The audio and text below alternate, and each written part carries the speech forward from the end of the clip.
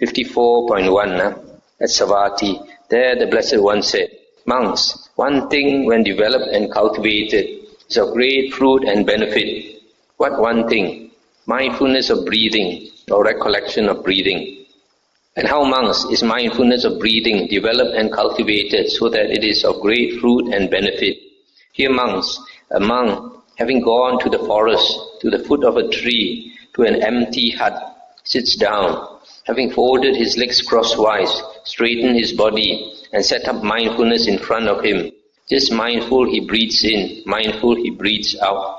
I stop here for a moment. People like to ask, what is this? Set up mindfulness in front of him. What happens when you set up something in front of you? You only see it, isn't it? You don't see any other thing. When you put something in front of you, you only see it, you don't see any other thing, right? So when you set up mindfulness in front of you, you have full sight of mindfulness. Mindfulness, you have the sight of mindfulness. That means you are only aware of mindfulness. You're not paying attention to any other thing. Okay? You only see mindfulness. You're only aware of mindfulness. That is the meaning of set up mindfulness in front of him. He sets up mindfulness in full sight. Set up mindfulness in his sights. So just mindful he breathes in, mindful he breathes out. In other words, he's paying total attention to mindfulness of the breath. He's not paying attention to any other thing. It's like if you put an object in front of you, you only see this object, you don't see any other object. That's the meaning. Set it up in front of you.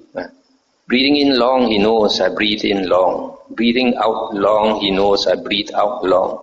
Breathing in short, he knows I breathe in short.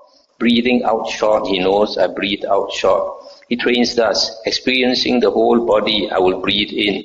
He trains thus, experiencing the whole body, I will breathe out. He trains thus, tranquilizing the body conditioner, I will breathe in. He trains thus, tranquilizing the body conditioner, I will breathe out.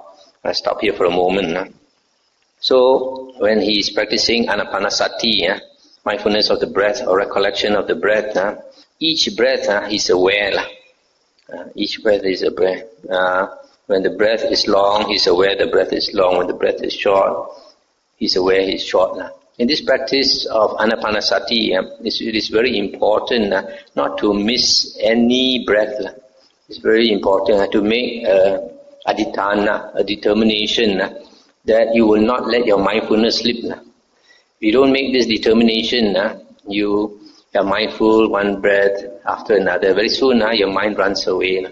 So you have to be very clear that you are not going to miss any breath. That's the only way. That's the meaning of setting up mindfulness in front of you. Don't let your mindfulness run away. You only see the breath.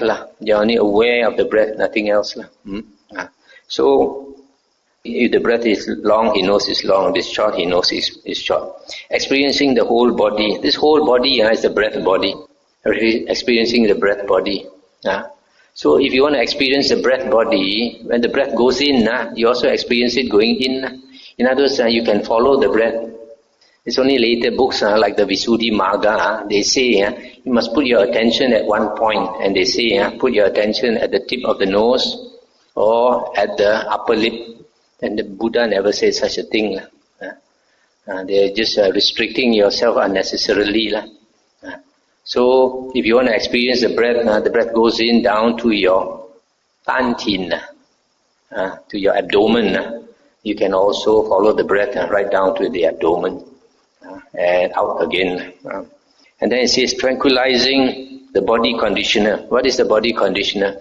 I think you all may have forgotten. Earlier we talked about sankharas. Kaya sankhara, the body conditioner is the breath. Because your body depends on the breath. Your body is alive because of the breath. So the body conditioner, kaya sankhara, is the breath. So tranquilizing the breath, I will breathe in. Tranquilizing the breath, I will breathe out. In other words, you make your breath more and more quiet, more and more peaceful. Initially when you start meditating, you're a bit agitated, your breath is deep, and then slowly as you sit longer, the breath becomes shorter, and becomes more peaceful. That's what I mean by tranquilizing, making the breath more peaceful. He trains thus, experiencing delight, I will breathe in. He trains thus, experiencing delight, I will breathe out. He trains thus, experiencing happiness, I will breathe in. He trains thus, experiencing happiness, I will breathe out. He trains thus, experiencing the mental conditioner, I will breathe in. He trains thus, experiencing the mental conditioner, I will breathe out. He trains thus, tranquilizing the mental conditioner, I will breathe in. He trains thus, tranquilizing the mental conditioner, I will breathe out. Stop here for a while. As he practices this Anapanasati, slowly the mind is able to concentrate on the breath. When he is able to concentrate on the breath, the mind is not so scattered. It becomes more towards one-pointedness of mind. Then the mind is not so strained. Our normal mind is very scattered. Our energy goes out through the eyes to see, through the ears to hear, through the nose to smell, through the tongue to taste, through the body to touch, and to the mind, out to the mind to think. So because of that, we are very stressed, especially if somebody is working the whole day. Your energy is all out through your eyes and your ears and all that. At the end of the day, you feel very stressed, very tired.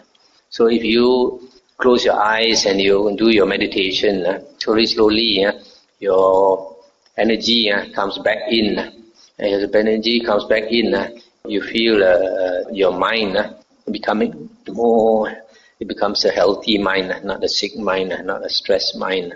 So because it is not stressed, then it becomes one-pointed. Then this piti starts, delight starts to arise. That's the beginning of one-pointedness of mind. So after that, happiness, sukha also you will experience. Then after that, experiencing the mental conditioner. What is the mental conditioner? Chitta sankhara. Earlier we read, chitta sankhara is perception and feeling. Perception and feeling. Because when you have perception and feeling, then you have consciousness. Then the mind works. So the mind works dependent on consciousness, which also means dependent on perception and feeling, because they all come together. So when you experience perception and feeling, you breathe in and you out and breathe out. You experience perception of the breath, you experience the feeling of the breath. Then tranquilizing the mental conditioner, I will breathe in. Tranquilizing the mental conditioner, I will breathe out. You make the feeling calmer. As your meditation progresses, you become more and more calm. Your feeling becomes calmer and calmer. That's the meaning of tranquilizing the mental conditioners. Then he trains thus, experiencing the mind, I will breathe in. He trains thus, experiencing the mind, I will breathe out. He trains thus, gladdening the mind, I will breathe in. He trains thus, gladdening the mind, I will breathe out. He trains thus, concentrating the mind, I will breathe in. He trains thus, concentrating the mind, I will breathe out. He trains thus, liberating the mind, I will breathe in. He trains thus, liberating the mind, I will breathe out. This one, I guess, is a more advanced stage. When he goes into the mind, he's not aware of the external world. He's not aware of his body. As he goes deeper into the mind, then he experiences the mind.